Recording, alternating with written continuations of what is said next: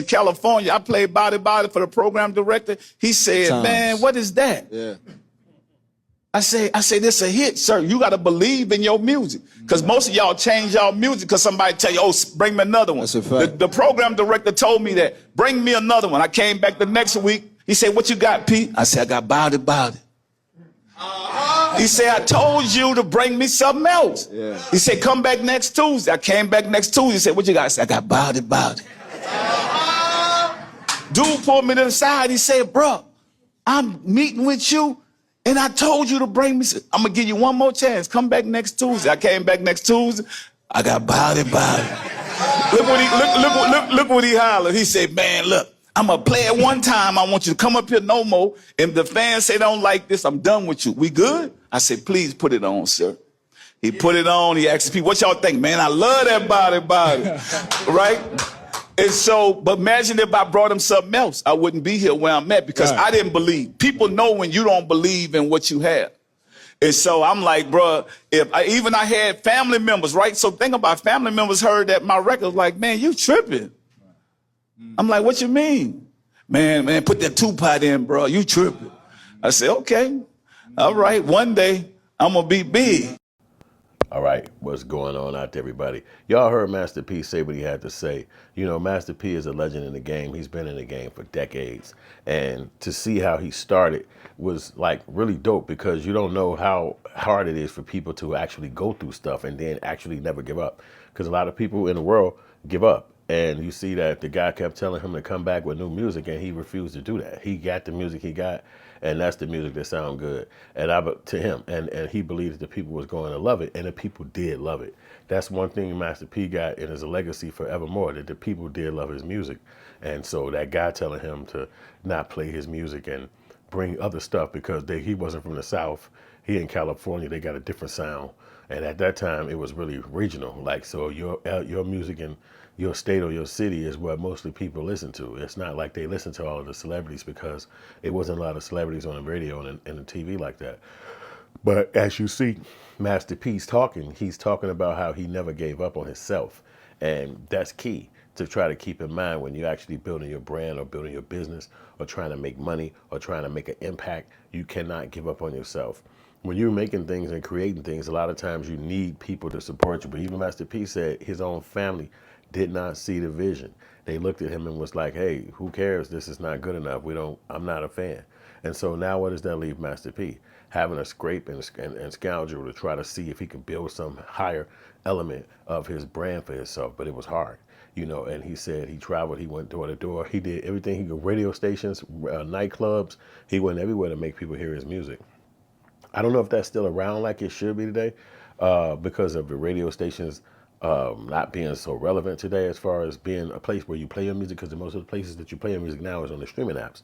But the streaming apps, I've understood now there's going to be less money given out to people, whereas when you sold a CD or a VHS or anything like that, you made money. So for instance, we have the USB drives now where our music is on like this little guitar, and it's a USB actually. So it allows you to actually listen to the music while you're driving around. And this is just an option outside of a CD and outside of streaming. And, you know, we got our logo on it and everything like that. And so it's just a little thing. And it's like a little piece to actually allow you to still get your music out there. And that's today, you know what I mean? If outside of those platforms. But so you create things like this, and we got several more over there. But just to give you a glimpse, having a physical product is really key. That's another thing that Master P talks about, is having a physical product. He has potato chips in stores now, and he makes money from his ventures.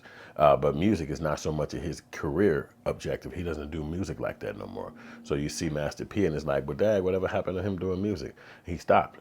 You know what I'm saying? So, but that versus they had a few days ago showed that when he was doing music, he was a lot further along than a lot of other people who was actually successful musicians, because people that was made it or had made it by the time Master P had made it, they're no longer in the industry today.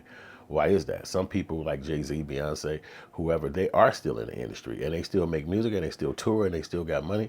Even Tech Nine, who was like an underground artist and an independent artist, he's still around in the music industry. But somebody like Master P, You don't see him. I mean, you don't see him that much as far as making songs, but he's definitely a person that's still in the industry. He's doing podcasts, people talking to him.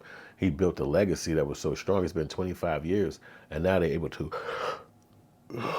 excuse me, showcase themselves right out there on the show at the verses, and everybody was enthralled and had fun watching it. You know what I'm saying? It was good. You know, I showed up for that one because I was wondering who was the best, Cash Money or was it Master P?